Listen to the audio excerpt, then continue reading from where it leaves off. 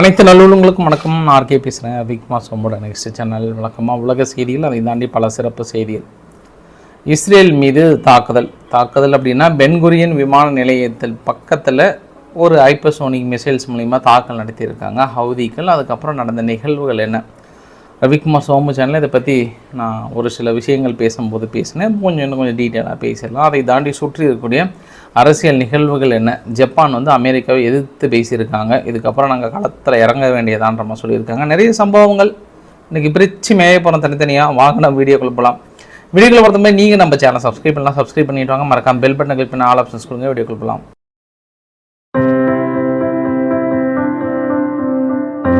வீடியோக்குள்ளே போகிறதுக்கு முன்பு ஒரு லைஃப் லெசன் நம்மளுக்கு.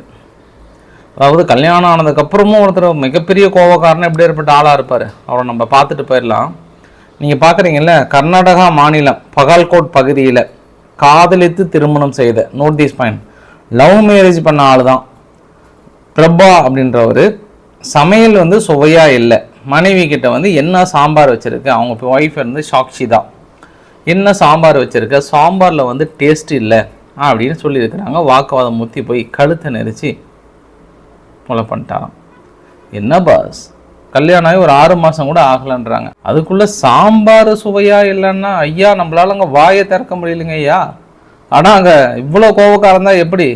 சம்டைம் உப்பு இருக்கா இல்லையான்னு கூட நம்மளுக்கு தெரியறதில்ல. சாம்பாருக்கும் ரசத்துக்கும் வித்தியாசம் தெரியறதில்ல. இந்த காலத்தில் இப்படி ஒரு ஆளாக பயங்கர கோபக்கார ஆளாக இருப்பாள் போல். அவ்வளோதான் இப்போ சிறை தண்ணியில் இருக்கிறாரு. இருந்தாலும் உங்களுடைய கருத்துக்கள் சொல்லுங்கள். வீட்டில் நம்மளால் சுதந்திரமாக இந்த சாம்பார் நல்லா இல்லை, அது சுமாராக இருக்குன்னு சொல்ல முடியுதா? சொல்லுங்கள்.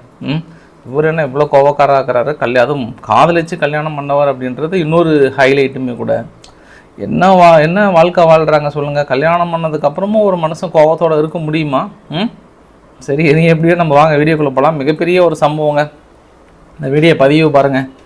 இது எமினி ஹவுதிகள் இஸ்ரேல் மீது தாக்கல் நடத்தியதாக கிளைம் பண்ணக்கூடிய ஒரு பகுதி. இது எங்கே இருக்குது அப்படின்னா, வரைபடத்தில் பார்க்குறீங்க இல்லையா, வரைபடத்தில் பென்குரியன் விமான நிலையம் பக்கத்தில் ஒரு பிஸி ஏரியான்னு இருக்குது. அந்த இடத்துல ஒரு தாக்கல் நிகழ்த்தப்பட்டிருக்கிறது.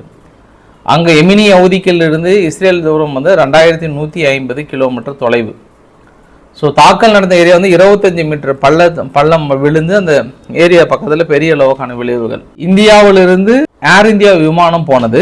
அங்கே தரையிறங்குற சமயத்தில் இந்த மாதிரி ஒரு சம்பவம் நடந்தவுடனே திருப்பி அனுப்பிட்டாங்க. மே 6ஆம் தேதி வரைக்கும் பென்குரியன் விமான நிலையத்தில் விமான சேவையை நிறுத்திட்டாங்க. வேண்டாம், இப்போதைக்கு கொஞ்சம் பரபரப்பாக இருக்குன்ற மாதிரி சொல்லியிருக்காங்க. அந்த ஸ்பாட்டுக்கு நெதன்யாகு அவர்கள் போய் விசிட் பண்ணியிருக்கிறார். எப்படி இந்த நிகழ்வு நடந்தது, எப்படி இந்த தாக்கல் நிகழ்ந்ததுன்னு விசிட் பண்ணியிருக்கிறார். காரணம் என்ன இஸ்ரேல்கிட்ட THAAD இருக்குது. இப்போ தான் அமெரிக்கா கொடுத்தாங்க. ஏரோ 3 இருக்குது, HIMARS இருக்குது, அப்புறம் ஐரன் டோம் இருக்குது. இதுக்கு முன்னாடிலாம் எமினி ஹவுதிகள் நிறைய தடவை கிளைம் பண்ணியிருக்காங்க. நாங்கள் தாக்கல் நடத்தணுன்ற மாதிரி அவங்க வழக்கம் போல் நாங்கள் சுட்டு வீழ்த்துறோன்னு சொன்னாங்க. பட் இது எல்லாத்தையும் மீறி தாக்கல் நடத்தப்பட்டது தான். பெரிய அளவுக்கான ஆராய்ச்சிக்கு உட்படுத்தப்பட்டிருக்கிறாங்க. இது எப்படி வந்தது, எந்த ரேடாரும் மிஸ் ஆகிருக்கும், எந்த ரேடாரிலிருந்து எஸ்கேப் ஆகியிருக்கும்னு பல கட்டை நம்ம ஆலோசனை பண்ணிகிட்டு இருக்காங்க. என்னது அவங்க தரப்பில் அது ஏன் அடுத்தடுத்து விமானங்களை தடுத்து நிறுத்துகிறாங்கன்னா, மேற்கொண்டு இந்த மாதிரி தாக்கல் வரும்போது விமானங்கள் ஏதாவது இருந்தது அப்படின்னா இன்னும் பெரிய விளைவுகளை ஏற்படுத்தியிருக்கோம். ஸோ அதனால் ஜஸ்ட் மிஸ் அப்படின்னு தான் நம்ம சொல்ல முடியும். நம்ம எமினி ஹவுதிகள் என்ன சொல்கிறாங்கன்னா, இது சக்ஸஸ்ஃபுல், நாங்கள் சக்ஸஸ்ஃபுல்லாக பண்ணிட்டோம், பெரிய அளவுக்கான தாக்கம் நிகழ்த்திட்டோன்றாங்க. பக்கத்தில் ஹமாஸ் என்ன சொல்லிட்டாங்கன்னா, over performance, most advanced system, அப்புறம் வேர்ல்டு மோஸ்ட் அக்யூரேட் டார்கெட், அதெல்லாம் பயங்கரமாக சொன்னாங்க. ஆனால் நீங்கள் அதையெல்லாம் முறியடிச்சிட்டிங்க, பெரிய அளவுக்கான தாக்கல் நிகழ்த்தியிருக்கீங்க அப்படின்ற மாதிரி எமினி ஹவுதிகள் மீது புகழாரம் சூட்டியிருக்காங்க. ஸோ இனி வரக்கூடிய நிகழ்வுகள் இன்னும் கடுமையாக இருக்கும்னு நினைக்கிறேன். ஏன்னா UK கொண்டு ஆயுதங்களை இறக்கியிருக்காங்க கடந்த 2 நாட்களாக இஸ்ரேலில். தொடர்ந்து எமினி ஹவுதிகள் மீது அமெரிக்கா தாக்கல் நடத்திட்டு இருக்காங்க.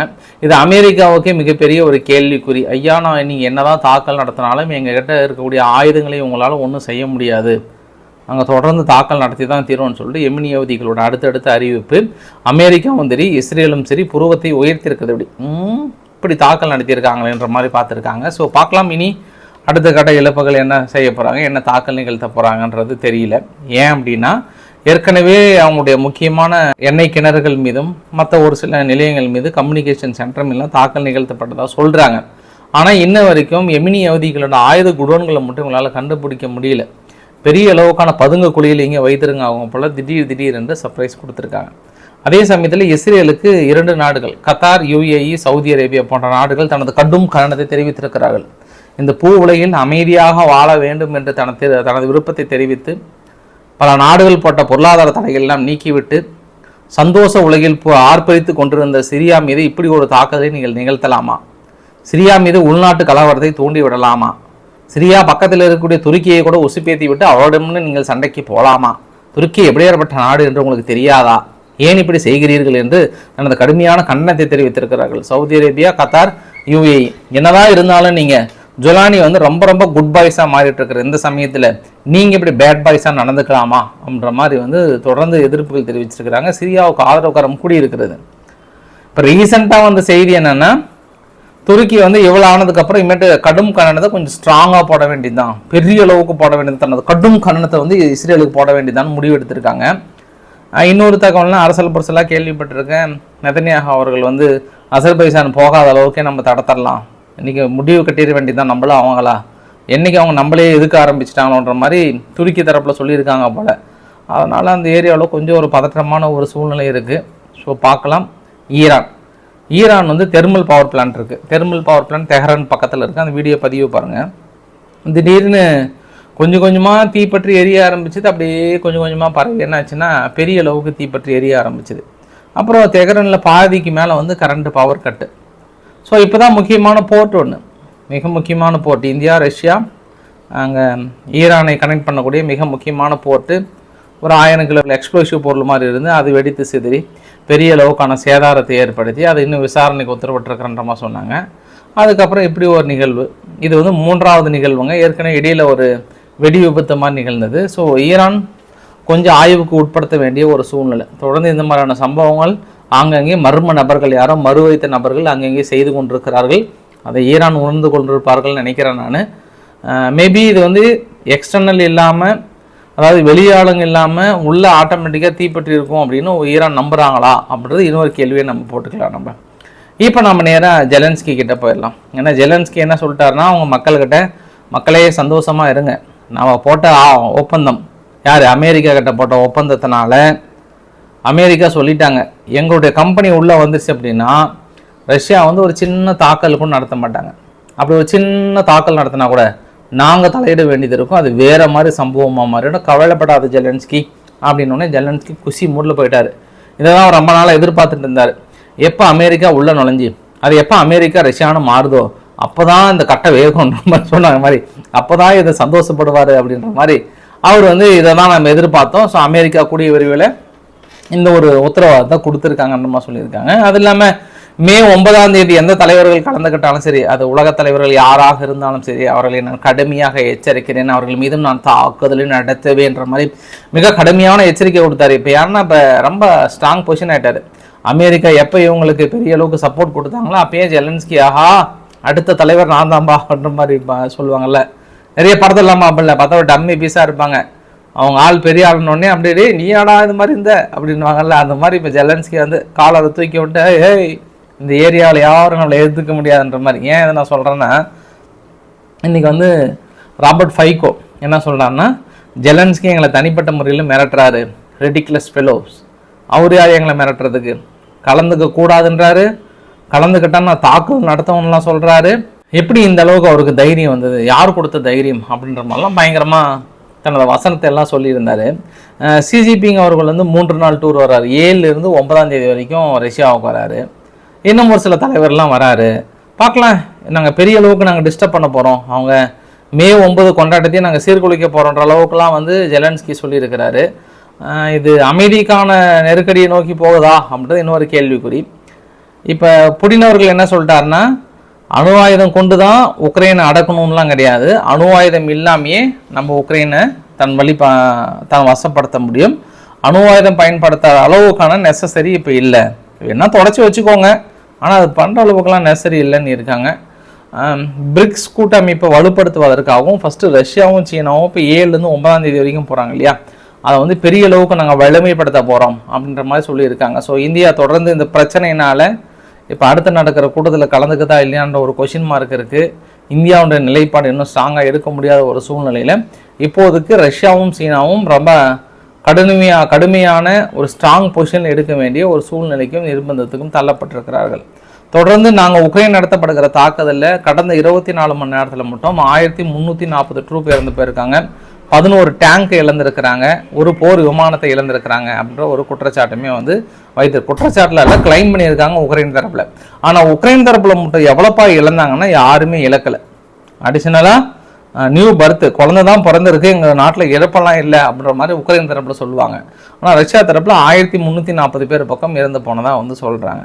இப்போ அமெரிக்காவுக்கு பெரிய ஒரு சட்ட சிக்கல்னா ஜப்பான் வந்து களத்தில் நுழையுது. ஜப்பான் ரொம்ப நாள் பொறுமையாக இருந்தாங்க, ஒரு பார்சியல் டேரிஃப் என்ன குறைச்சிக்கிறன்ற மாதிரி சொன்னாங்க.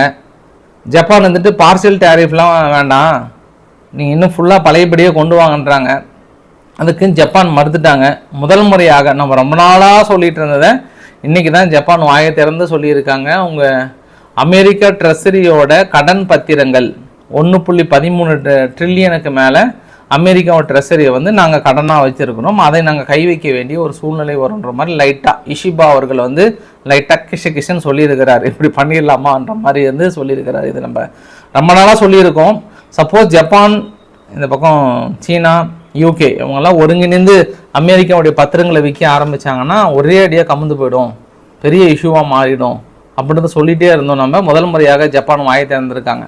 இந்த டேரிஃப் விவகாரத்தில் தொடர்ந்து நீங்கள் இது மாதிரி பண்ணிங்கன்னா கொஞ்சம் காலி பண்ணிவிடுவோன்ற மாதிரி சொல்லியிருக்காங்க. பட் இந்த மிரட்டல் எத்தனை நாளைக்கு தெரியல. இது ஈஸியாக சமாதானப்படுத்தி சாந்த ஸ்வரூபமாக்கிடுவாங்க. ஏன்னா தென்சீன கடல் பகுதியில் தொடர்ந்து நாங்கள் ஜப்பானுக்கு ஆயுத உதவிகளும் பெரிய அளவுக்கான உதவிகளும் செய்ய போகிறோம், செய்து கொண்டிருக்கிறோம்ன்ற மாதிரிலாம் சொன்னாங்க இல்லையா. அந்த விவகாரத்தில் ஜப்பானை வந்து சாந்த ஸ்வரூபமாக்கி அமைதியாக்கி விடுவார்கள். அடுத்து அர்ஜென்டினா ஒரு அறிவிப்பு சொல்லிட்டாங்க. அர்ஜென்டினா என்ன சொல்லியிருக்காங்கன்னா, கிட்டத்தட்ட 1000 மேனுஃபேக்சரிங் கூட்ஸ் மில்லை அவர்கள் பிள்ளைகளுக்கு நன்மை செய்திருக்கிறாருன்றாங்க. 1000 மேனுஃபேக்சரிங் கூட்ஸுக்கு எக்ஸ்போர்ட் டியூட்டி ஏற்றுமதி வரியை நீக்கிறாரு.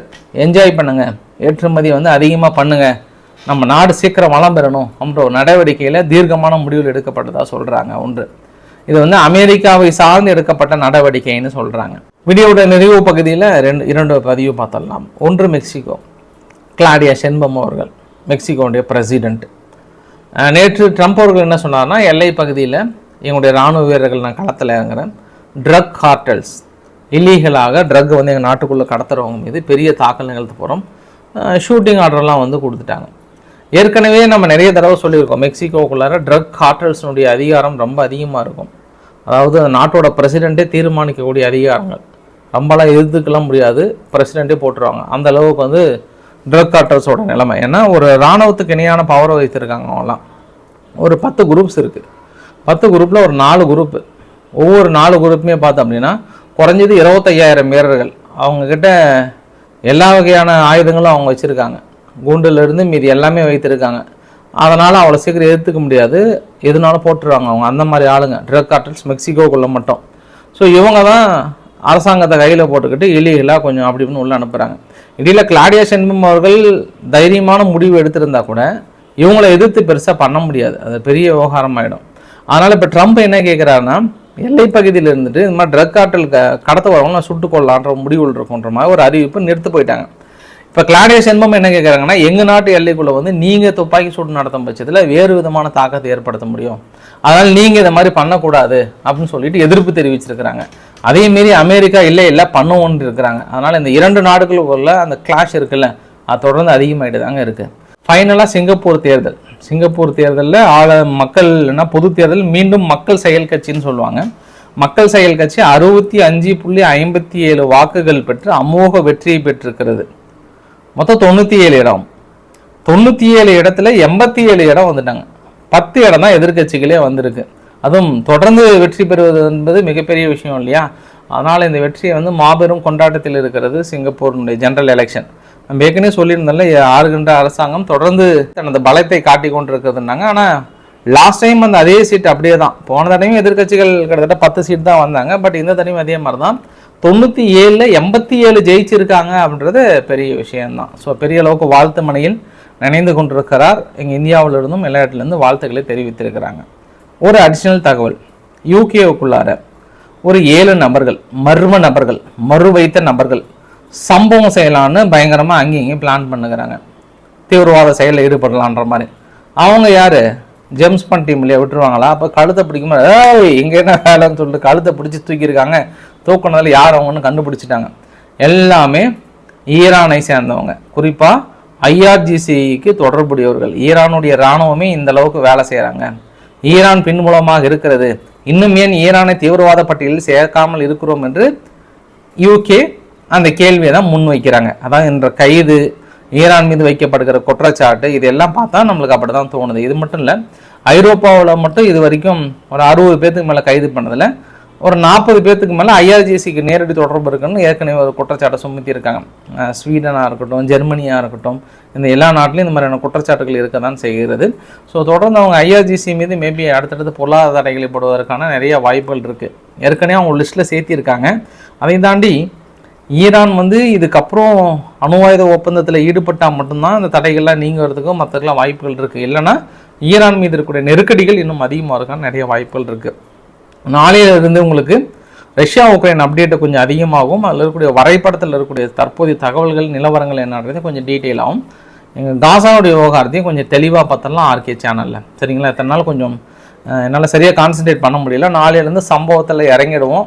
நம்ம உலக செய்திகளை வச்சு செய்ய போகிறோம். இன்றைக்கி சிறப்பான செய்திகளை பார்க்க போகிறோம். நம்ம மிடில் ஈஸ்ட் செய்திகளை ஃபுல்லாக கவர் பண்ண போகிறோம். நம்ம ஸோ பிடிச்சிருந்தால் லைக் பண்ணுங்கள், ஃப்ரெண்ட்ஸையும் ஷேர் பண்ணுங்கள், சப்ஸ்கிரைப் பண்ணுங்கள். Ravikumar RK channel. நன்றி, வணக்கம்.